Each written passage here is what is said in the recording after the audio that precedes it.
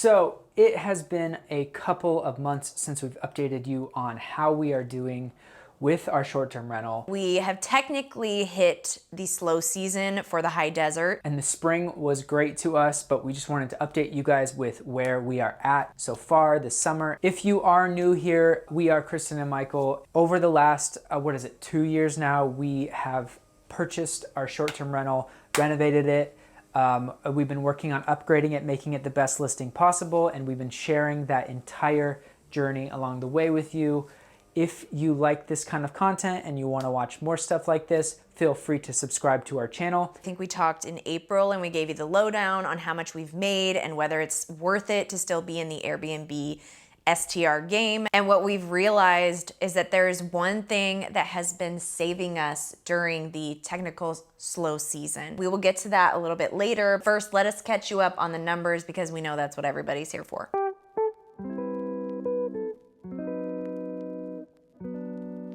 The numbers that we're talking about are gross numbers, not take-home pay. So just know that when you're watching this. I feel like we get a lot of questions about whether things are gross or net, but this is gross. So we're not taking out utilities or our mortgage in the numbers that we're telling you currently. Little recap real quick. January through April, we have already covered, you know, all of these numbers. You've already seen them. If you watched that video, if you haven't, go back and watch it. It is the Is Airbnb Still Worth It video. April was a great month. We made $6,569. I think we projected May in that video and we overperformed, which is wonderful. We made $4,658 in the month of May. We continued to make double our mortgage, which was amazing.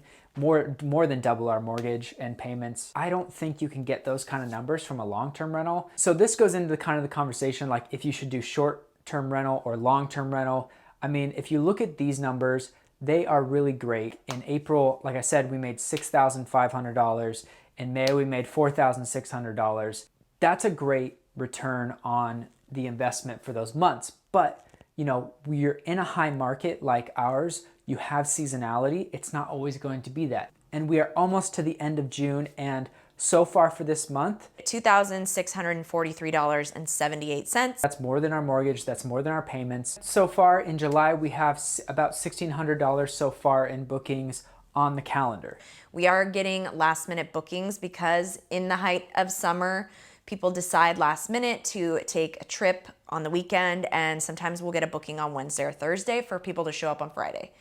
And that's totally fine. Our cleaners understand that. We know that's the name of the game in the high desert during summer. The month of June is not done yet, but we have already passed our expenses so far. So we are very happy with that. The one thing that we haven't done yet and that we are going to do next is to get new listing photos. You know, this is something that we've been putting off because we felt the house wasn't ready. All of these updates that we've done to our listing over the last, I don't know how many years you've been watching us, we can get new photos and just really take this listing over the top and hope to optimize it in the best way so that we can just be consistently booked for months out.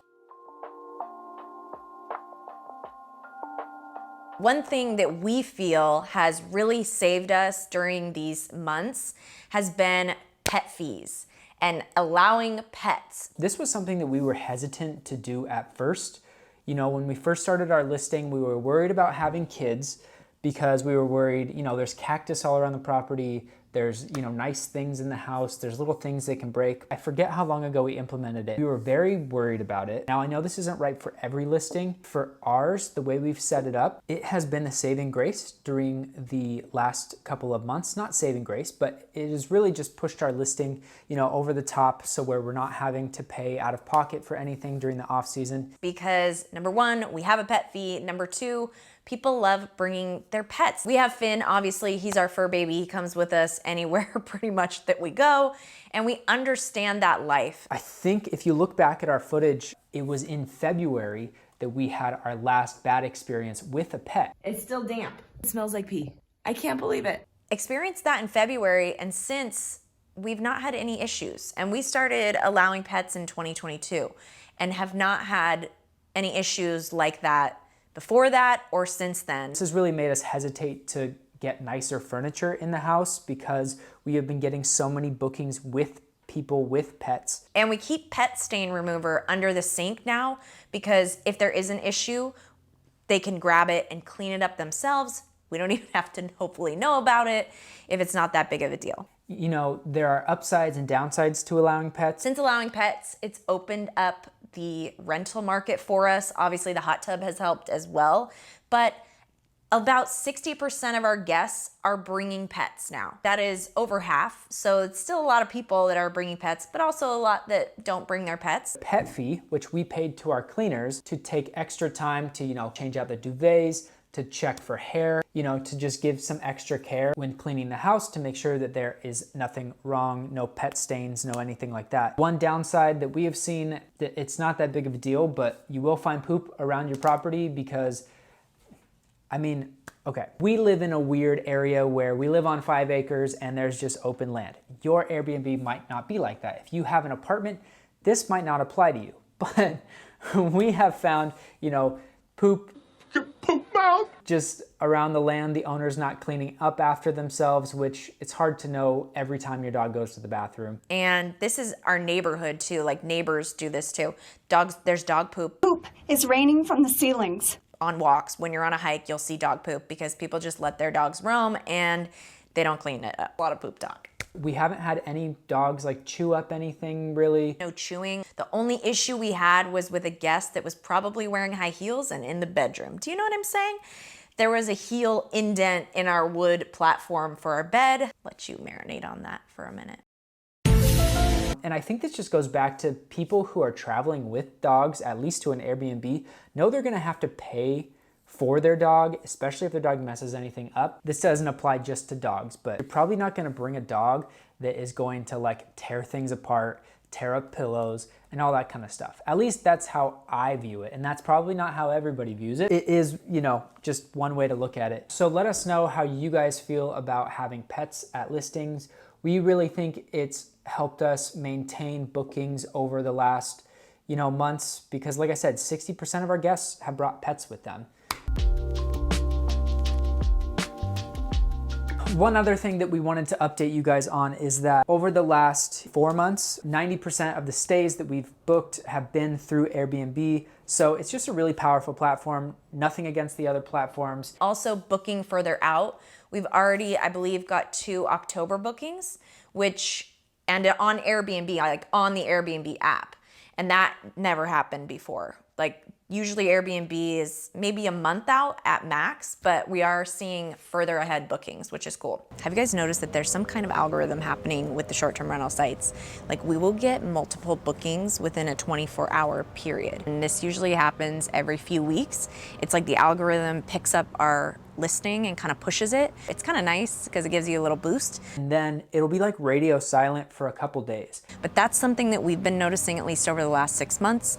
Let us know in the comments below if you guys are experiencing that as well. We haven't put that much advertising into our direct booking website, but it is there and it's already paid for itself. So if you're interested in that, we made a whole video on setting up your own direct booking website as well. Coming up on our channel, we are staging our outdoor patio area that we just finished building. We actually need to leave and go do that in a couple of days. We have a new TV show coming out called Home Away from Home on the Design Network. You guys saw us do the pilot for back in February and March. That is premiering on July 1st if you want to watch that. The show's all about helping a couple find their short-term rental, purchasing the short-term rental, helping them put it all together and get their listing live. It was sponsored by Verbo. You guys know that. We've talked about that in the previous episodes, but if you haven't seen those videos, make sure to go watch them so you can see some behind the scenes and get ready for next week's show. We are going to be throwing a watch party actually for that. So we'll film some of that for you guys so you can see what that's like at our house here in LA. We'll put the link in the description on where you can find it, where you can watch it. Something else you guys can look forward to on our channel is a unique feature that will be coming to the house. That's going to set our Airbnb apart from others. This is like a big project that we've been kind of putting off. It's not super important, we've been getting bookings, but something that should just take our listing and set it over the edge. We're really excited. The pergola project was one of our last hurrahs of things in and on the house that we put our energy toward. Now there's going to be something on the land that we are going to be doing that is just a teaser. I'm not going to say anything else. For people who are looking for fun, unique stays, I think that that is a niche market that definitely needs to be expanded upon. We feel that way, and we are adding this feature to be in that competition. You know what I'm saying? So if you like this kind of content, please make sure to stick around and watch. And if you are thinking about getting into Airbnb, there is a link down below that you can sign up with, and we can answer questions for you. You also get $40 when you complete your first stay. Note that this does only apply to whole houses, not just a bedroom in a house. Feel free to use that link down below, and see you in the next one.